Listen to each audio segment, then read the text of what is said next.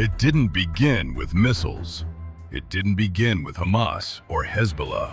It didn't even begin with Israel's creation in 1948. The truth is, the Iran-Israel war we see today began with a map, a British map. In 1917, while Europe bled in World War I, a single letter changed the fate of the Middle East forever. It was called the Balfour Declaration. On November 2, 1917, British Foreign Secretary Arthur Balfour promised a national home for the Jewish people in Palestine. But the same land had already been promised to the Arabs for their help fighting the Ottomans.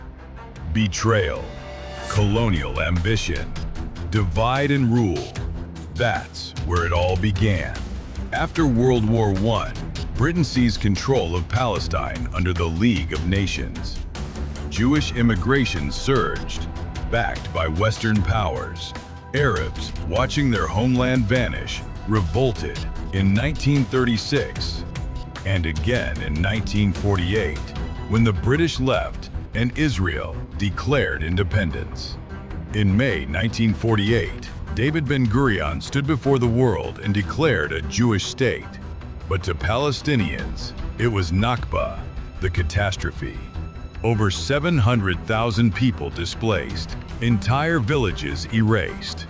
Iran, still a monarchy under Shah Mohammad Reza Pahlavi, watched in silence. But it would not stay silent for long. In 1953, the CIA and MI6 staged a coup in Iran. They overthrew Iran's Democratic Prime Minister, Mohammad Mossadegh. Why? Because he dared to nationalize Iran's oil. The Shah returned, backed by the West, brutal and autocratic. But in the shadows, anger grew.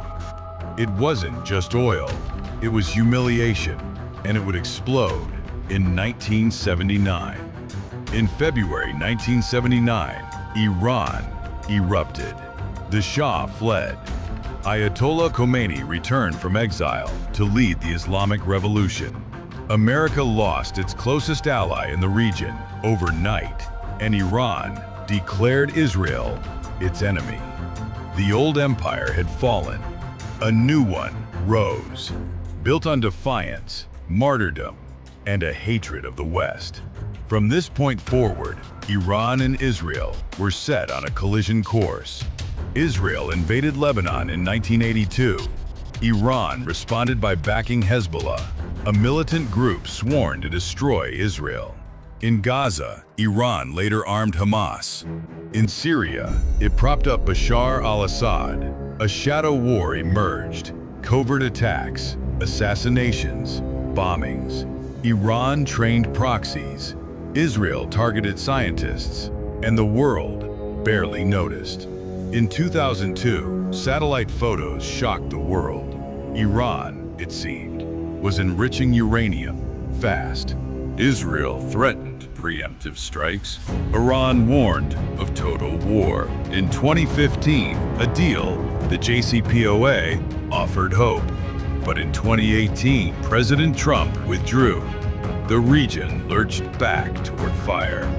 November 27, 2020, Iran's top nuclear scientist, Mohsen Fakhrizadeh, was killed in a high-tech ambush outside Tehran. Iran blamed Israel.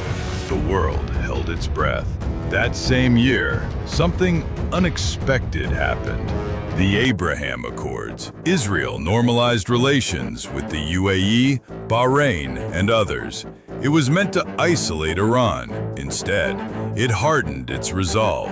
In May 2021, war erupted in Gaza. 11 days, over 250 dead. Iran funneled rockets. Israel launched airstrikes. For Iran, it was a test bed for proxy warfare. For Israel, a warning shot. But the true reckoning was was still to come. On October 7th, 2023, Hamas fighters broke through the Gaza barrier. Over 1,100 Israelis were killed, many civilians. It was the deadliest attack on Jews since the Holocaust. Israel responded with a full-scale war on Gaza, but behind Hamas was Iran. The cycle had become a spiral. While Israel bombed Gaza, Iran activated its allies. Rockets flew from Lebanon, drones from Yemen, missiles from Iraq. The war was no longer local. It was regional. It had become connected. On April 13th, 2024, Iran launched over 300 drones and missiles directly at Israel. The first ever open attack from Iran to Israel. The world watched, terrified. A global war seemed one mistake away. But why now?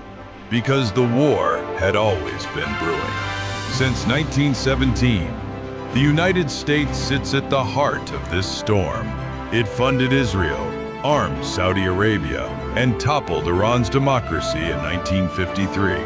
Yet today, it pleads for de-escalation. But history doesn't forget. And in the Middle East, neither do the people. To many in the West, Iran is the villain. But to millions in the region, Iran is resistance. They remember the coups, the bombs, the betrayal. Iran's war is not just political, it's historical, and it's personal. As of June 2025, tensions are at the edge. Hezbollah threatens Tel Aviv. Israel vows to strike Tehran. U.S. bases are on alert across the Gulf. The war that began with empires may end with extinction. Nuclear, chemical, digital, the fuse has already been lit. This is not a war of religion or borders. It is a war of memory, of betrayal, and of vengeance passed down like a family name. But if we understand its roots, maybe we can break its branches before it burns us all. This is all of us, a human history. Like, share, comment, and please subscribe, because only truth can stop another world war.